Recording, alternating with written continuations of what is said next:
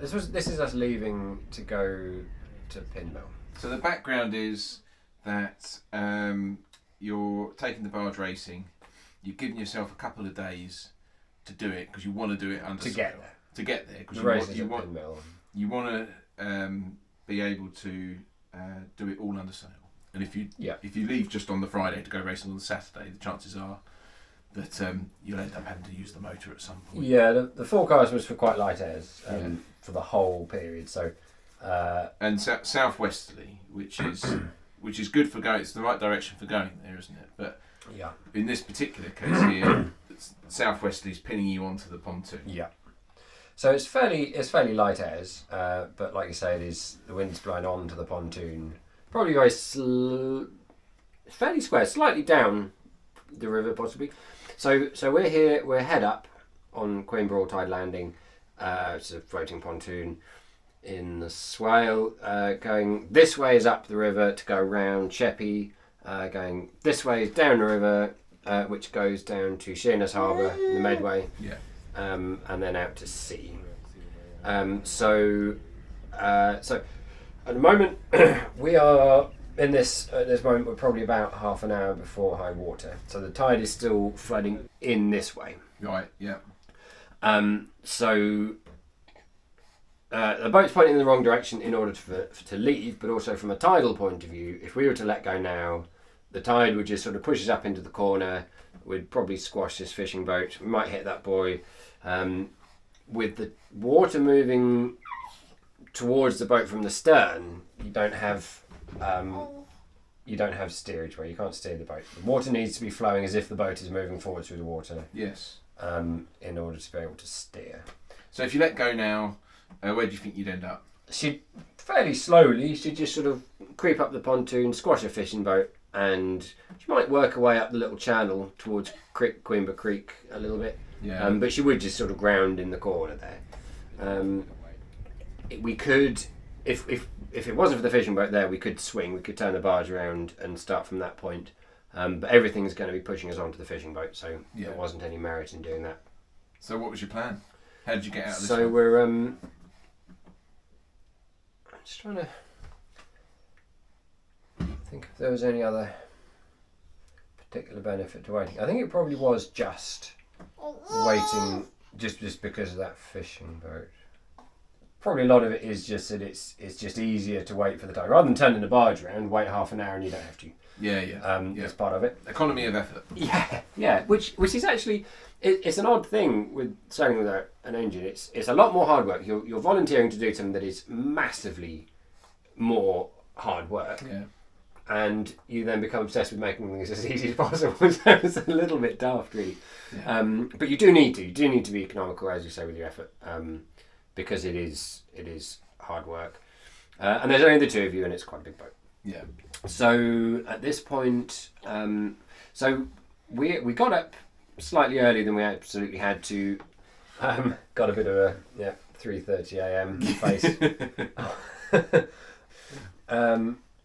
So we got up a little bit earlier than you ordinarily would have to, just to get everything completely ready. Obviously, it takes a little bit of time. One of the key things of with manoeuvring without an engine is just to make sure that everything is all ready all the time.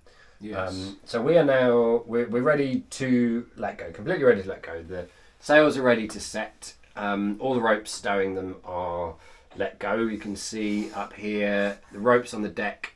They've got the peak brails on that side which have been let go, peak brails, and the cloonings for the topsail are all gone, all let go, and you can see them hanging slack in the shrouds as well. So the topsail's hanging down. All you've got to do is pull on the sheet. The only thing keeping the mainsail stowed is the main brail.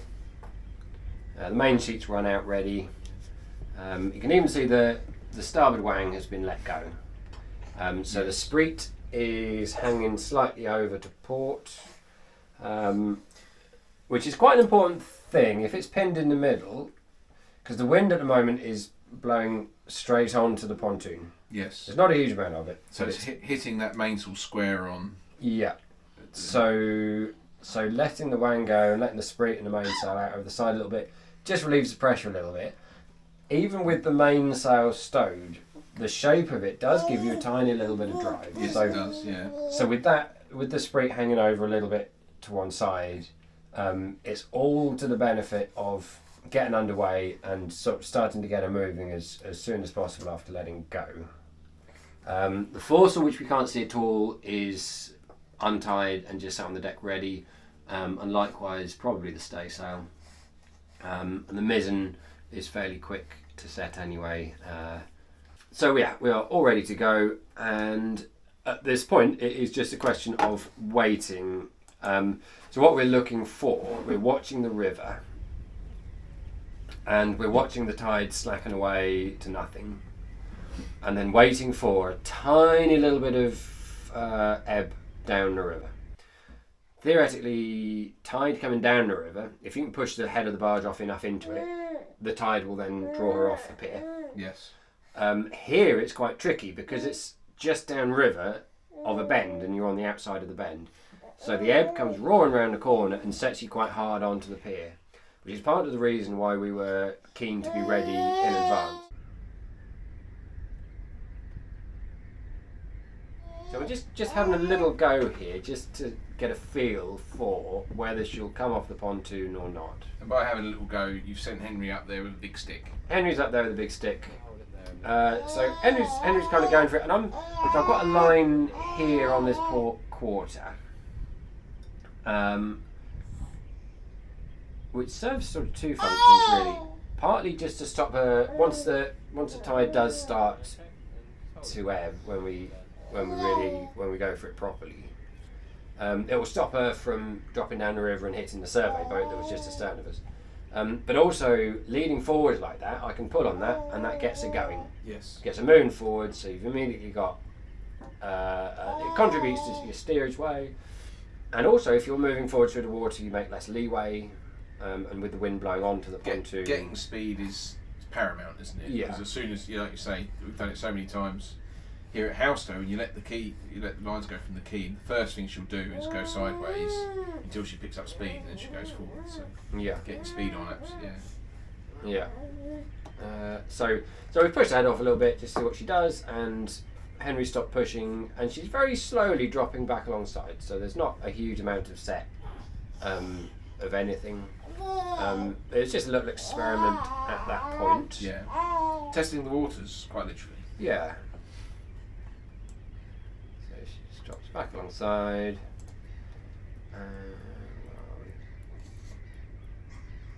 So then there's a lot of standing around, and a lot of people would be bored out of their minds doing this. And for me, I mean, it was a very beautiful morning. Yeah. It was very still and very quiet.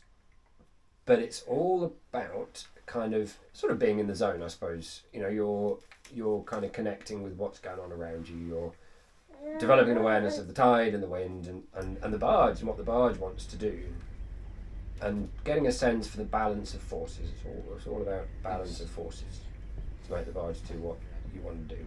Mm-hmm. And taking that time to kind of get in touch with all of those things is very lovely. So at this point, I'm putting the helm over to starboard, which just sort of helps sort of pivot her head up a tiny little bit. I mean, now that when the tide starts to run properly, the rudder will be pushing the stern into the pontoon a little bit, and it's just lots of tiny little things that help to get you to get the barge to do what you want. So on its own, the helm over to starboard doesn't do a huge amount, but it does contribute a tiny little bit.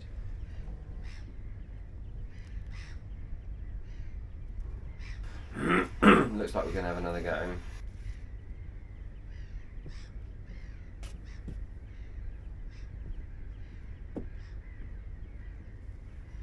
Okay, so yeah, there's...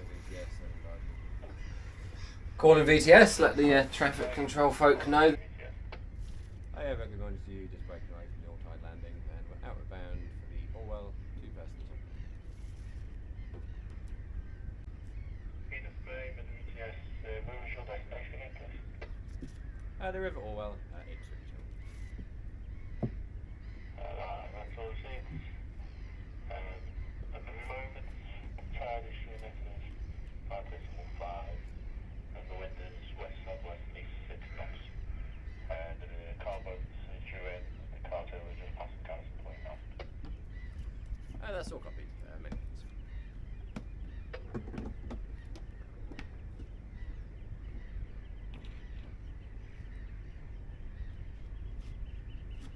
So we pushed her off again. Henry's still putting a bit of weight on, but she is dropping back in alongside. And you'll notice that I'm not rushing to help him. And this is mostly, if it's going to take that much effort to get her off the pontoon, then it's probably too early to go still. So Henry thinks you're going to help him now. yeah, I know I am. Oh, you are going to help Yeah, him. there we go. So at this point, I remember that you could, just over a barge width away from the barge, you could see that there was just the tiniest suggestion of ebb. Ah, yeah. So it's just a question of getting her head far enough out that little bit of ebb gets on her port bow. Because the tide does not, when we say the tide's going in or out, it doesn't necessarily mean that it's doing the same thing at all parts of the river, does it? Because in the deepest part of the river, it can get more tide, or it could be doing something slightly different. Yes. To what's doing on the edge. So where we are at the moment is the water's not really moving at all. But there'll be a line just out here, about 20 foot off the side of the barge, or something like that. Oh, so you managed to get the stem in line with the buoy this time. Yeah. You're doing a bit better than the last one. And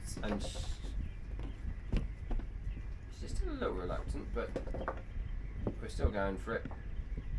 Bit of weight on your stern spring there now to get it going forward. Yeah. See, all I'm doing now is I'm holding on to the rope and just leaning back on it. It's not like I'm Don't have to be straining my guts out. What's his name? What's the strong man's name? I don't know. No generic strong Don't man. know that. Eddie something or other. Is it Eddie Hall? I don't know. Eddie Hall. You don't have to be Ed- Eddie Hall. Eddie sounds like a strong person. He sort of name. prefers pulling lorries along, doesn't he? So obviously you run out of poles. So Henry's walking back where the gap is smaller, and he's also, as you can see, pushing back. So the barge is pushing forwards, and then this rope, I'm laying on that as heavily as I can. That's you. And so he was just about to disappear off with the boat hook, and I said not to disappear with it because I wanted it aft so that as the stern comes level with the cleat, I obviously can't do any more pulling, but doing a little bit more pushing is always beneficial. And also at that point, I want to push the stern off. I don't think she wasn't dragging along the edge of the pontoon, but with the helm over, she's now going forward through the water. With the helm over, that's going to be pushing the stern into the pontoon. So you've got no sail set at this point. No sail set at all. And the momentum is all caused by you pushing off Yep. of the pontoon. There'll be a tiny little bit of drive from the sail even before we set it, just by the nature of it, the way it's stowed up there. So now we've just dropped the mainsail down to the spreet, so it's probably about a quarter of the area of the sail. This little strip of canvas now is a really handy little rig. There's just enough area there to give her a little bit of drive, but not really enough to start pushing her sideways. And especially on starboard tack, the sail kind of hangs in a bag away from the spreet. So the spreet is the diagonal pole, for those that aren't familiar with barge terminology. So it's a nice shaped bit of canvas, and it's just starting to give her a little bit of drive. Henry there is set. He's just pulled the top to a sheet out. So again, just a tiny little strip of canvas. Yeah. And it's just a tiny little bit, just to give you a little bit of drive, but again, not enough to start pushing her sideways. Where's your helm at this point? Probably more or less straight now. And at this point, there's barely enough way to steer. The main thing really is getting the rudder more or less straight to reduce the resistance of the water, of the rudder going kind of sideways through the water. It's all about trying to get her to strike ahead at the moment. And once you've got that movement forward through the water, you get control, don't you? Yeah. The main sheet's in a little bit of a mess. Normally we try and keep the slack out of the main sheet as we're setting it, because as you can see it gets in a bit of a mess. But on this occasion the priority was getting a little bit of mainsail out. That mainsail down to the spreet is such a handy thing. And I do so many manoeuvres with just that. And there's a sort of a thing with barges is, you can set the tops without the mainsail, so that's what people do. That's what it's a barge, that's what you should do. but actually I've found that they tend to respond a lot better with just half the mainsail. And we do, that's sort of borne out quite often by the sailing off the dock here at Howstow. If you set the topsail and get underway, you'll just get blown straight over the other side. Whereas if you just set perhaps topsail sheet and a little bit of mainsail, you make less leeway and you go slower forwards, but you get that, you're in more control. You've got less sideways movement, more drive, less sideways. So here I'm setting the mizzen. I just wanted to give her a little bit more of a nudge up into the wind rather than having her fall away onto the buoy. There's a buoy and then there's this run of moorings, and at the time it felt like I just needed to give a little bit more of a push up towards the wind. And it's a very, very good steering sail, the mizzen. It doesn't give you a huge amount of drive, but it does. It changes the balance of the barge, and it's a very, very effective steering sail. So Henry's just setting the topsail there. So he's already run the sheet out, which he did a second ago, and now he's pulling up the head of the sail. And I'm setting the foresail. So now that's putting a bit more sail area up forwards and balances the barge up a bit. I'm happy with the way that she's come off the shore and away from the buoy. And the wind in relation to the barge now, what point of sailing more or less close hauled. It's probably maybe more like a close reach. I seem to remember it was pretty much directly across the river, so it was a bit of a close reach to come off the pier and fetch past the buoy. Also, I've got both lee boards are down quite a lot, almost fully, just to give that bit more grip. I mean, even the weather board will add a little bit of grip. I mean, just the weight of it will help. Something else for the barge to drag through the water. Yeah. I mean, it's to stop the lateral movement of the barge. So the wind's blowing from the side. She's going to want to scoot sideways. So that's why we have the lee board on the port side. The weather lee board, like I say, just with the weight of it. I mean, if there's a lot of wind, it will flare out and then it's causing a lot of drag. But where there's not a huge amount of wind, it's the weight of it's hanging alongside the barge, and it will just give a little bit more grip on the water. So now, topsail, foresail, half the mainsail and the mizzen. Well, it's not half the mainsail. We always call it half the mainsail, but it isn't. What do you think, about a third? Probably a quarter or a third.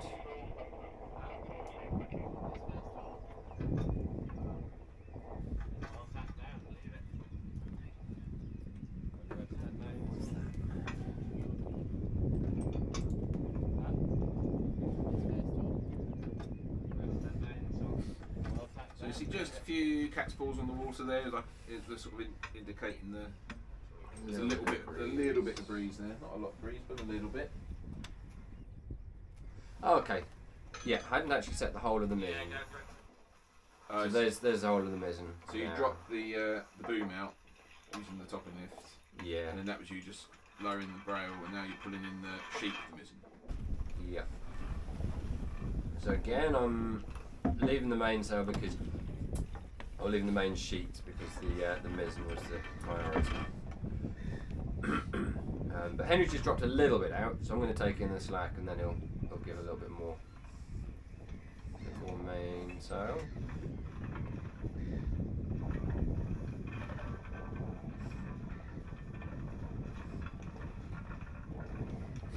You can sort of see the leeway if you look at these boats on the top. You can sort of see the motion of the barge is doing. You're going sort of I think she's bearing away a little bit there. Left the helm, and she.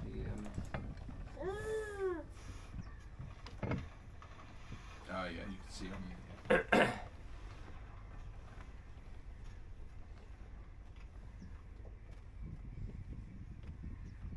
Well, the main sheet fairly tight there, just sort of stretch it out a little bit. So the observant amongst you will notice that we're still heading in the wrong direction.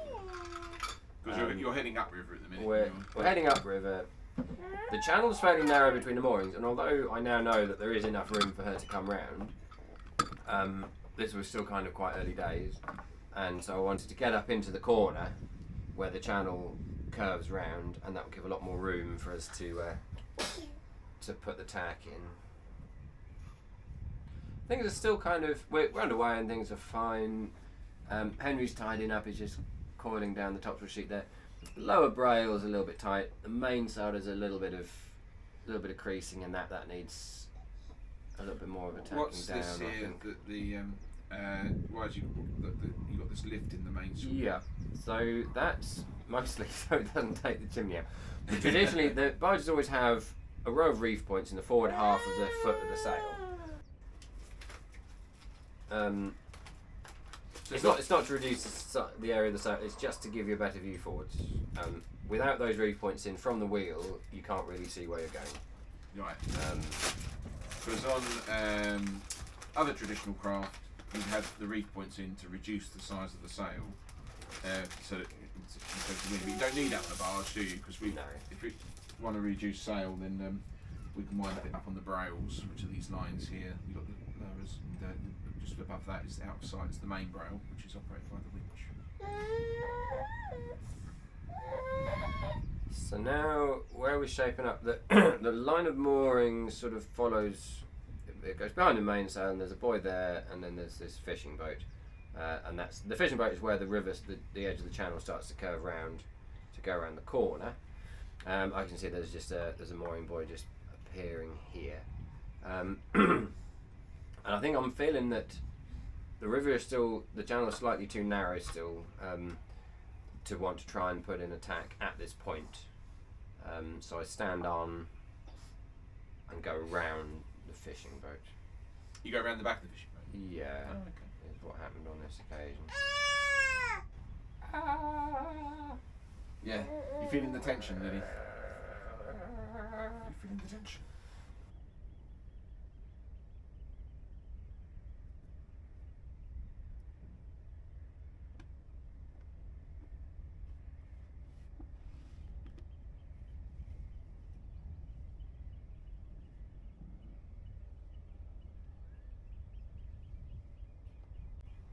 Yeah, there's another fishing boat on the mooring just appearing there.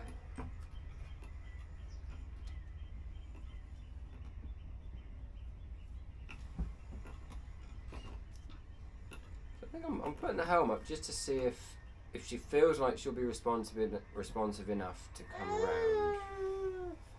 And then I decide that maybe she isn't.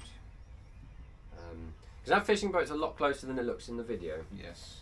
You get that sort of effect with the camera, don't you, right? Yeah. But I mean, you have the opposite effect when you're actually at the wheel. Things are always a lot further away than they look. Yes. Like if I was to walk forward now, I'd go, oh, there's loads of room. But it was starting to feel a little bit close. Obviously heating up, you take your jumper off. Yeah. Yeah, the stress is starting to get to me. Oh, biscuit.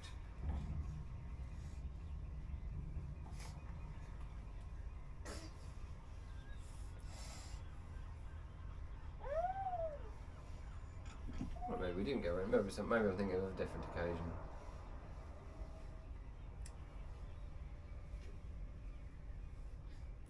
Yeah, it looks like she's coming up all right. Yeah, she's coming around fine, yeah. So in this situation, you've got that boat there. What would you do if she wasn't coming up as fast as you wanted her to come up? I'd have to have gone below, gone the other side of it. I mean, if I needed to get around in a hurry, in fact, I think we might well do it. Dropping the foresail. The foresail being the sail at the front of the barge.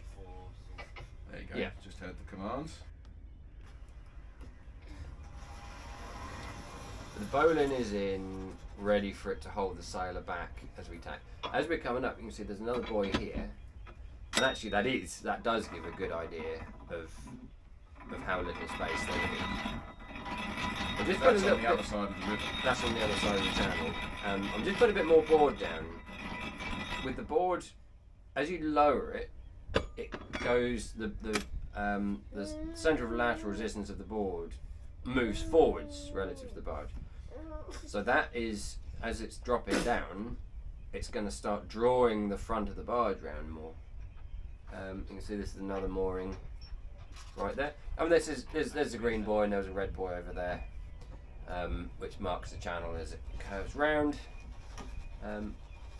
We can now hear Henry's setting the foresail, and the foresail will be held on the wrong side.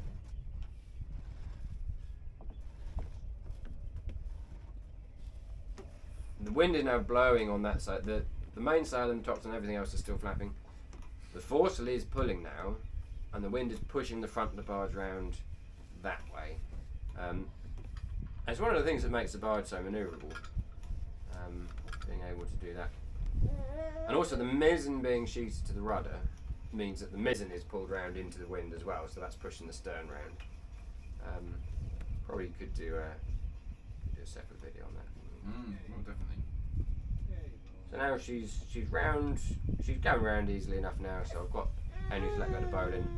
It gets to a point where having the sailor back, it isn't effective at pulling the head round, and it's just stalling you. Yes, effectively it's just trying to drive you backwards, isn't it? Yeah, and it means you don't steer so well. So you let the bowline go, and then the sail's drawing, and you've got better steerage way.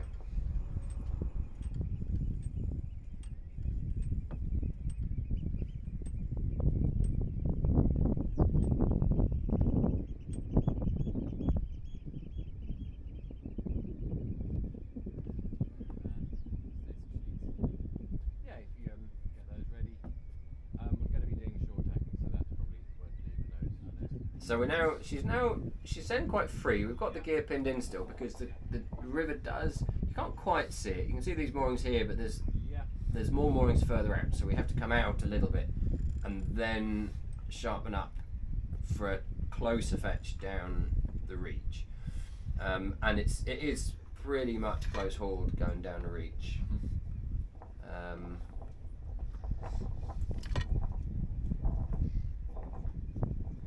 So you can see the boats on the moorings, the tide is on the turn, isn't it? Because they're all laying across the river. They're all laying head to wind, which gives you a good idea of the direction that the wind's coming from. So when we look at this fishing boat, it's fairly close reach, really.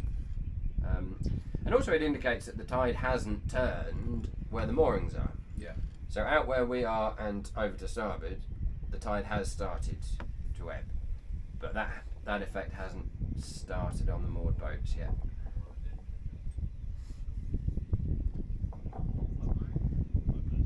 It's probably to do with the way the river flows there, isn't it? Because generally the water runs fastest on the outside of the bend, and they're in sort of the lee of that bight there,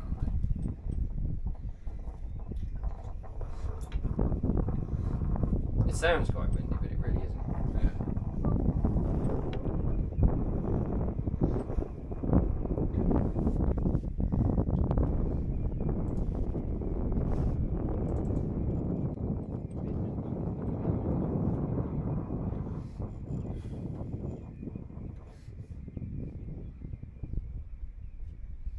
they? So is this this is normally the time that if I was on there, I'd start to relax now. Like it'd be quite tense, getting underway. I mean, you know roughly what the barge is going to do, but every time it's an unknown exactly how it's going to behave and what's going to happen. And then it's that lovely feeling when you've got the barge round now and you're thinking, okay, now I can just chill out a little bit. Yeah. Yes, getting the manoeuvre kind of out of the way is always a relief. Like I say, you never actually know what she's going to... And sometimes you think you do, and sometimes you're absolutely confident, and she doesn't do anything like what you're hoping. So there's always going to be that sort of anxiety. And until you've actually completed the manoeuvre, you don't know. I mean, at this point, it's now... anxiety never goes away. So at this point, it's will she fetch down the next reach, and if she doesn't, is she going to be amenable to tacking down the reach?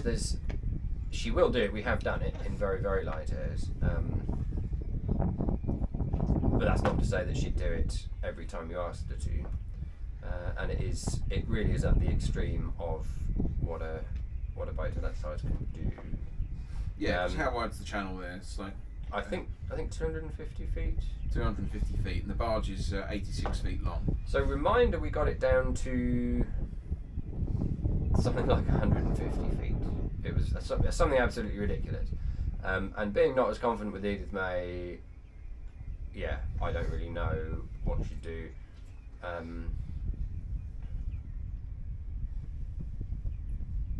Yeah, so I think I always felt that there was a good chance of getting down this reach in one go without having to tack. But I mean, you can see I'm squeezing right up the windward sides. You look very, very close to these boats. But why does that? Are you not concerned? No, I mean the wind's off, and so that's going to be, her leeway is going to be holding her off, and any tide at that point, because we're on a bend, it's going to be pushing off as well.